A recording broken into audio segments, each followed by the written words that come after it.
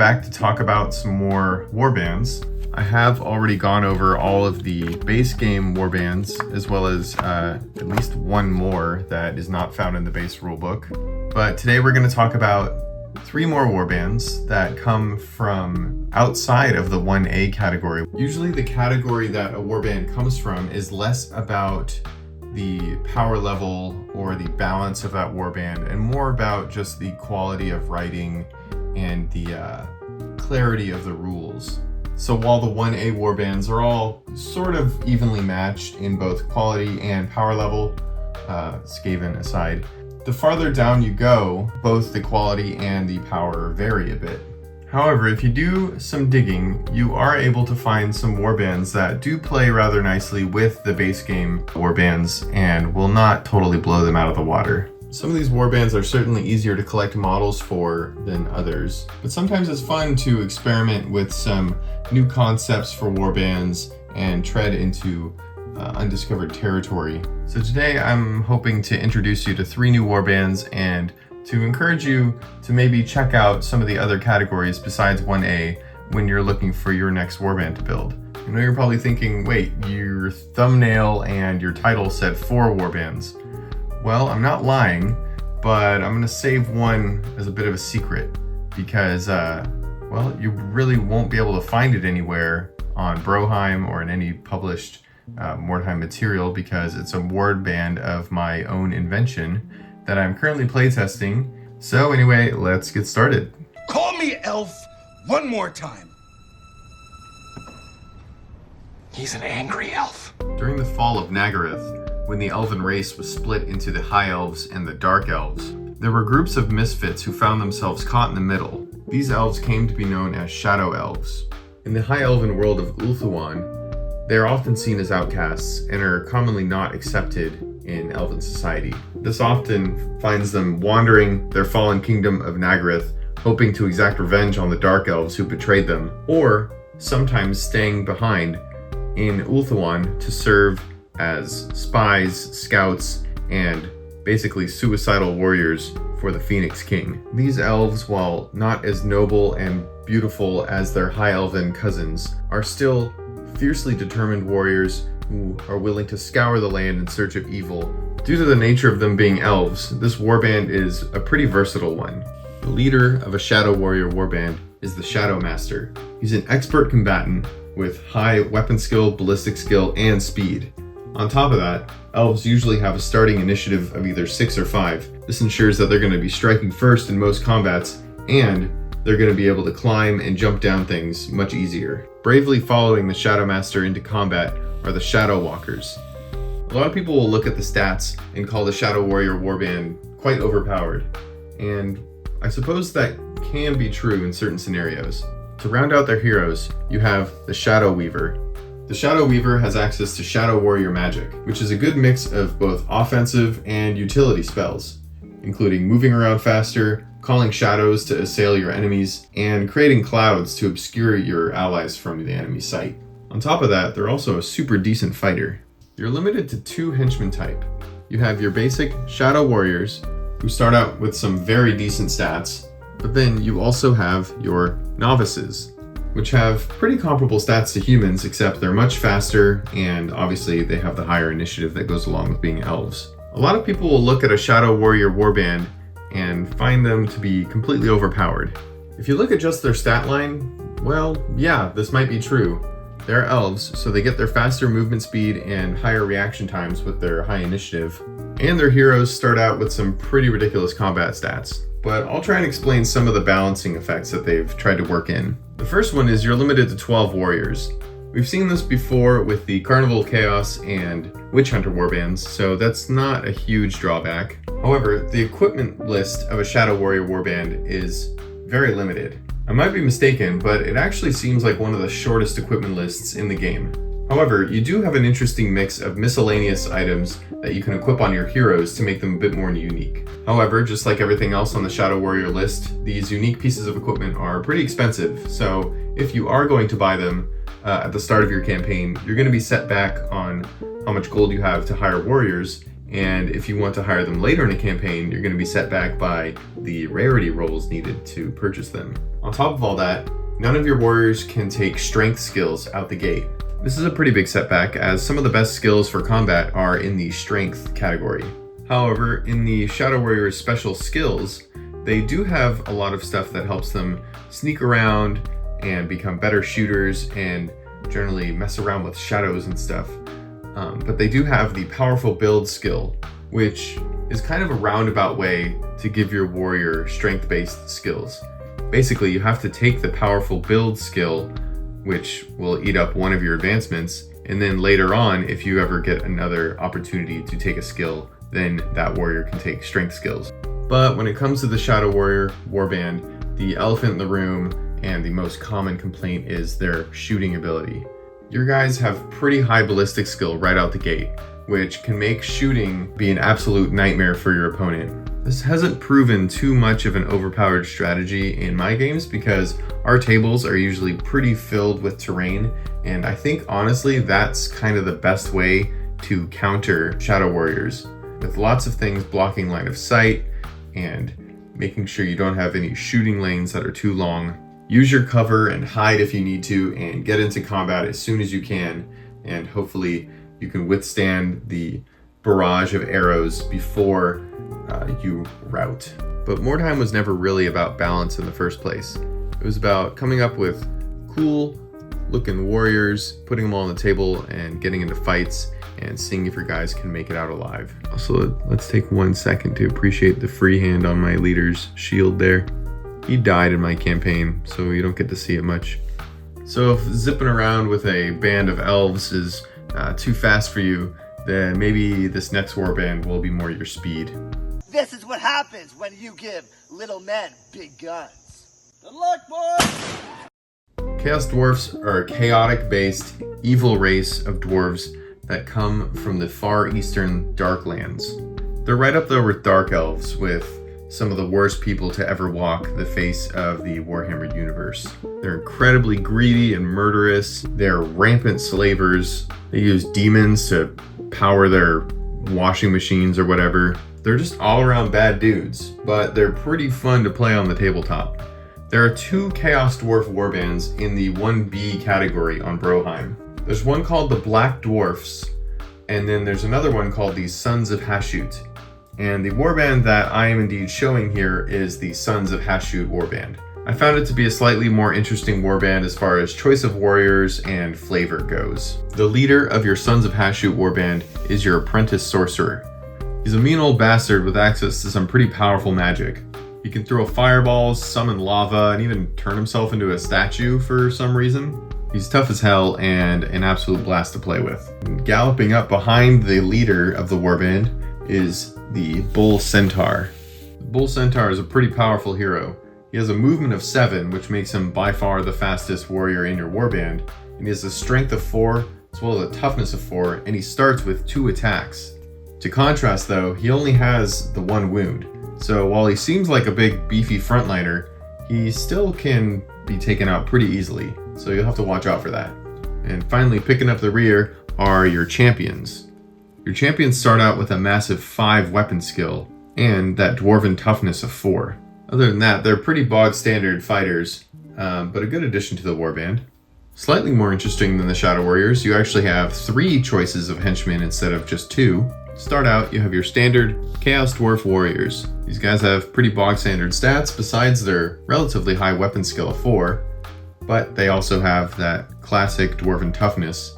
Lurking just behind those guys are your blunderbuss Chaos Dwarves. There's no difference stat-wise between your warriors and your blunderbuss dwarves. However, your blunderbuss dwarves get access to, obviously, the Chaos Dwarf blunderbuss. This blunderbuss is way better than the base game blunderbuss because you can actually fire it more than once per game.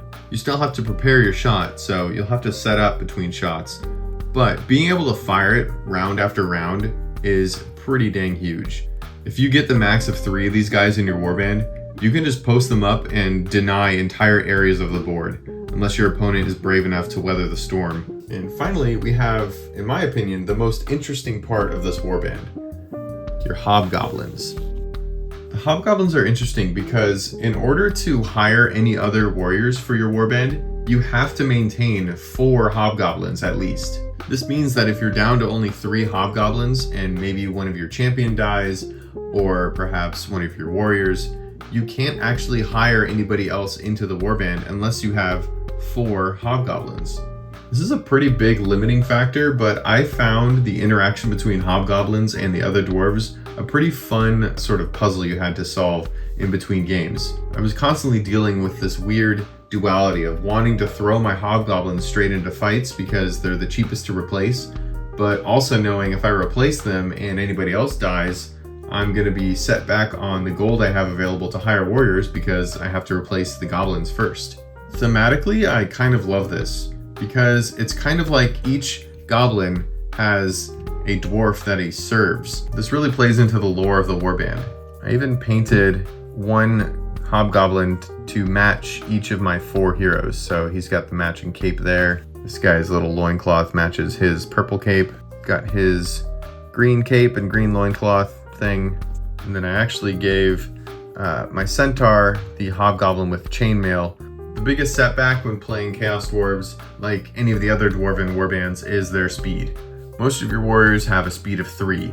It's balanced a bit by your centaur having a speed of 7 and your hobgoblins having the speed of 4. The warband does come with some pretty good special skills. Extra tough is good for preserving your numbers after games because you re-roll your injuries. You also have thick skull, which gives you a 3+ save versus stuns. But it's the unlimited hatred rule that I love. It basically gives you hatred against all models, which means you're going to be re-rolling your close combat attacks anytime you attack. It's just so funny that there's a skill that just says you hate everyone. But yeah, there are some drawbacks to playing dwarves. You're slower, and your numbers are actually limited. It's not as bad as Shadow Warriors or regular dwarves. You can actually have up to 14 models in this warband, so it's not that bad. And on top of that, you're limited to what hired swords you can take, but there's also special rules about capturing other warriors and putting them to work to gain yourself extra weirdstone between games. And they have the typical dwarf stuff like hard head and hard to kill, which actually makes them pretty resilient. One other thing I forgot to mention about hobgoblins is they have a special piece of equipment called the Hobgoblin Poison Daggers. Basically, they work like regular daggers, but you buy them in pairs, and they always count as having Black Lotus poison, much like the Weeping Blades. Having 4 of these guys and getting 2 attacks each, all of them automatically wounding on 6s, is pretty huge. So hobgoblins quickly turn out to be your most murderous warriors in the warband. Sadly, they can't be promoted to heroes because there's no way a Chaos Dwarf would settle for having a hobgoblin among their ranks as leadership. But overall, the warband is pretty fun to play. I haven't found them to be too unbalanced or anything like that. So if you feel like playing a group of just basically the worst types of people that are tough as nails and have a pretty cool mix of equipment and warriors to boot, then maybe you should give the Sons of Hashut a try. Men strange. What they for? Oh, you mean snoo. The Amazons are a tribe of all-female warriors hailing from the jungles of Lustria. Now, the Amazons were originally introduced in the Lustria supplement for Mordheim, which I believe was introduced through a series of town criers. However, the version that I played was a version that was introduced in a later town crier that was kind of adjusted to make it more suitable for the Mordheim setting. The leader of the warband is the priestess. She has some pretty cool spells at her disposal, things that allow her to enchant her enemies into not acting for an entire round, summoning critters and snakes and things to attack your enemies, or infusing your other warriors with greater strength. Other than her access to magic, she's pretty comparable to most other leader type warriors. Your champions are fairly bog standard heroes. They're pretty comparable to the mercenary warband champions. However, the totem warriors are probably the most interesting hero you have. They start out with some pretty decent stats, making them pretty comparable to most other warriors besides their low ballistic skill. However, they start the campaign with frenzy, which means if they can charge, they must charge, and when they do charge, they double their number of attacks. If you can get an attack upgrade on these warriors, you can quickly turn them into absolute monsters on the field. For henchmen, you're pretty limited. You have two options. You have your basic Amazon warriors, which are basically the same as mercenary warriors. However, you also have the option of taking up to 3 scouts. These scouts start out with the same stats as your warriors. However, to differentiate themselves a bit, they have the stealthy special rule, which lets them deploy double distance on the table, and they can deploy hidden from the enemy. This means your scouts are great at getting out ahead of the rest of the warband and securing objectives and staying hidden to maybe find a shooting spot. So when it comes to special rules and stuff, the Amazon warband is not totally outlandish, besides maybe your totem warriors getting frenzy from the start. You're limited to 15 models, which is pretty standard. However, you can't actually take any hired swords or a dramatis persona unless they are specifically in Amazon themselves. And there's only one dramatis persona available to Amazons, and she was actually introduced in another town crier. So you're pretty much stuck to the warriors that are on your warband entry.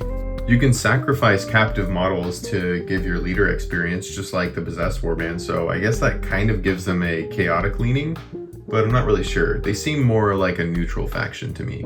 Their special equipment is actually pretty cool. However, they have an issue in that pretty much anything worth getting is rarity 12, which means if you don't buy it at the start of the warband's creation, you're gonna have a pretty hard time getting it later on. If you want to play a cool warband of warrior women who have access to some unique fighters and special equipment, then maybe you could give the Amazon warband a try.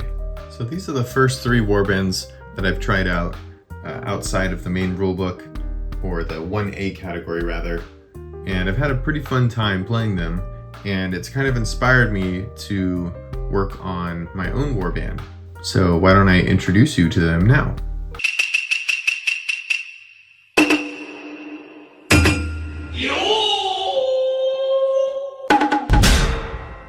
The Lords of Nippon is my attempt at bringing a Japanese-influenced warband based around the Warhammer's Nippon region to Mordheim. For a while, I was really obsessed with somehow working in a warband into Mordheim that allows you to take samurai and ninja, and then maybe some more outlandish things like sumo wrestlers and demons. So in my efforts to make this as fun and immersive as possible, I wrote up the entire warband entry using all the same fonts and art assets while pulling some more Nipponese-inspired artwork from the Warhammer wiki to come up with a warband that feels thematically unique, but also still fits within the setting and does not break the game too much. So first, let's walk through the special rules I came up with.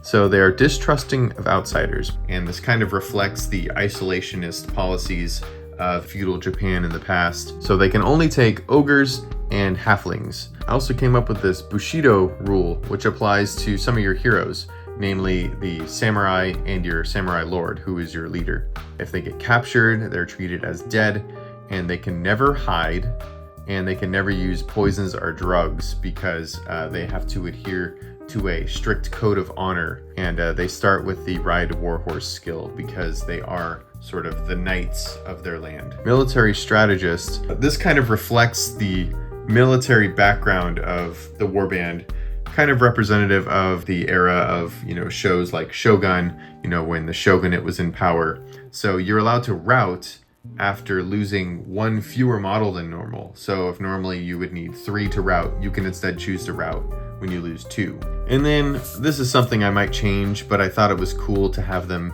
hate Skaven. The Skaven of Mordheim are typically Clan Eshin, but the Eshin took their techniques from Nippon. Basically, the warband is against everything that Eshin stand for, so they have hatred against all of them. You're limited to 12 warriors. Some of your warriors are pretty over-the-top powerful, so I tried to limit the amount of warriors you can take in general. You also get some special skills. Master of Blades lets you parry when tying, so instead of having to roll above them to parry their attack, you can just tie them. And if you're using two separate weapons that both have the parry rule, you can parry two separate attacks. The bonsai charge is a rule that, or is a skill that the leader can take, and it basically allows everyone within 6 inches to take a leadership test, and it gives them all frenzy, but gives them -2 to their weapon skill. So if you manage to get that off, your warriors are all going to be able to charge and double their attacks, but they're going to have lower weapon skill. So it's going to make easier targets for the enemies if they fail to land those attacks. And if anybody fails their leadership test, they don't get to move, because they've dishonored themselves by not joining the charge. Bankai lets you basically get a free attack if you're taken out of action. You still get taken out, but as you're dying, you basically channel your spirit to manage one more blow before you're taken out. And then Way of the Shadow is something I'm thinking of dropping, considering that the heroes of the Warband are not allowed to hide due to the Bushido special rule. It doesn't make sense that they would have something like Way of Shadow, which lets them deploy in a later state of the battle as if they were like ninja. I also came up with some unique equipment for the Warband. I made a specific Nipponese katana that is slightly different. You can use it one or two-handed, and if you're wielding it two-handed, you get +1 strength. So it's a sword that you can wield two-handed to get +1 strength. Then there's the naginata, which is a spear with parry. Simple as that. Nunchucks, so they're a bludgeoning weapon like a mace. They are two-handed, but they have the barrage attack from the rapier. You can keep attacking as long as you hit but fail to wound, and then you get a -1 to each subsequent attack. So it kind of represents, the flurry of blows that you would see Bruce Lee do with his nunchucks. And then you've got the kusarigama, which is your chain and sickle. It's basically a two-handed weapon you could parry with because it's like a sickle attached to a chain, but it also has the whip crack rule from the steel whip. So let's take a look at the heroes. So your Samurai Lord, he's the leader of the Warband. He has a pretty high weapon skill and initiative due to his military training and work with swordsmanship. The Samurai and the Samurai Lord also have the Kenjutsu special rule, which is basically the expert swordsman rule, which lets them re-roll their attacks when charging, but only if they're using traditional Nipponese weapons. This includes the katana or the naginata. They also have a skill that I'm thinking of dropping called Warrior's Honor, which is as long as they're the closest to the enemy before the combat has started, any combat has started, the Warband gets +1 leadership. I don't really like this rule because it forces you to have to manage and measure who's closer before combat has started, and it generally goes against the no pre-measuring rules of Mordheim. And then of course they have the Bushido rules. Next you have your Samurai. These guys are slightly above average fighters with their slightly higher initiative, and then they also have the Kenjutsu special rule. Lets them reroll attacks with swords and naginatas, and they adhere to the code of Bushido, just like the Samurai Lord. And then finally, you have your Vimto Mage. I enjoyed trying to work a Vimto Mage into the Warband because Vimtoism is kind of a pacifist's religion in the lore. So they don't willingly engage in combat, which I thought was interesting. So I pulled some of their spells from other lists. I also came up with a couple of my own, but their spells, none of them are aggressive. They're all support spells or utility spells. They don't have anything like a fireball or a silver arrows spell.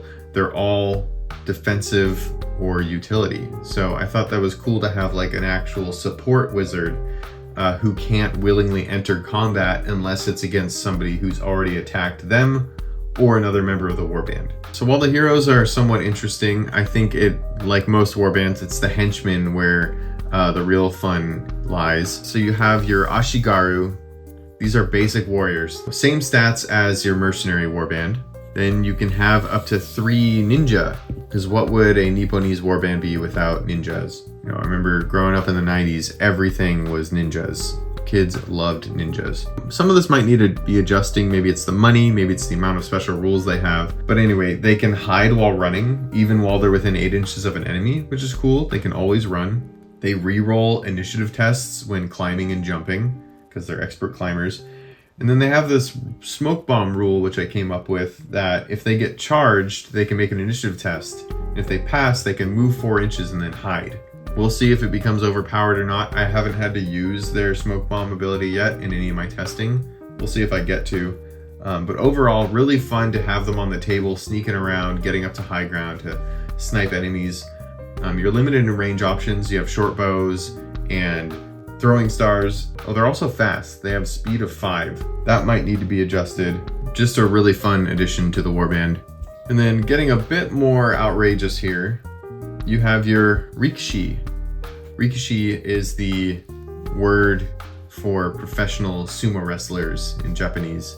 So I wanted a way to work in a bit of a more outlandish warrior type into the henchman. So you can have up to 2 of these rikishi in your warband. Pretty high strength, high toughness. Currently at 2 wounds because I wanted them to be tough. They don't get to wear armor or carry weapons, but they don't get penalized. So they're like ghouls, how you don't buy them any gear. However, they have a sumo toss ability. It's kind of a modified version of the bear hug from the Kislev warband. Oh yeah, they start with 2 attacks, by the way. And if you hit somebody with both attacks, you can make a strength versus strength roll with the opponent. And if you win, you deal an automatic wound with no armor save, and you can move them up to 2 inches. So you could potentially throw them off of ledges or bridges. I just thought it'd be cool to have something, you know, that lets you push around the enemy like a sumo wrestler would. They're only 60 gold. That might be a little too low of a cost for 2 wounds and 2 attacks for not having to pay for weapons, but we'll see.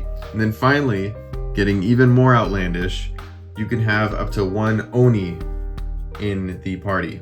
The Oni is your Nipponese demon ogre. 120 gold to hire one of them.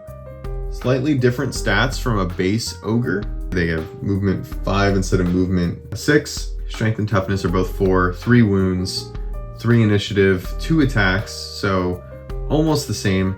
However, they are demonic.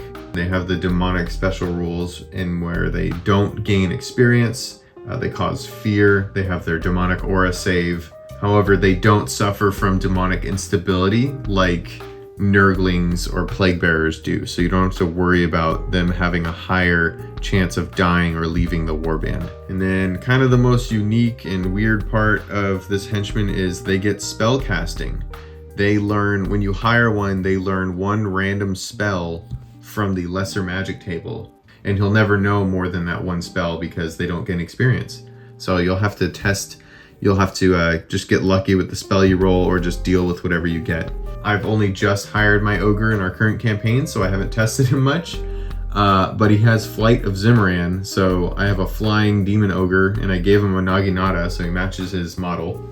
So while a lot of stuff with the Lords of Nippon experimental warbands might seem a little overpowered, I have to say in my 5 or 6 games with this warband, I've only won 1 time.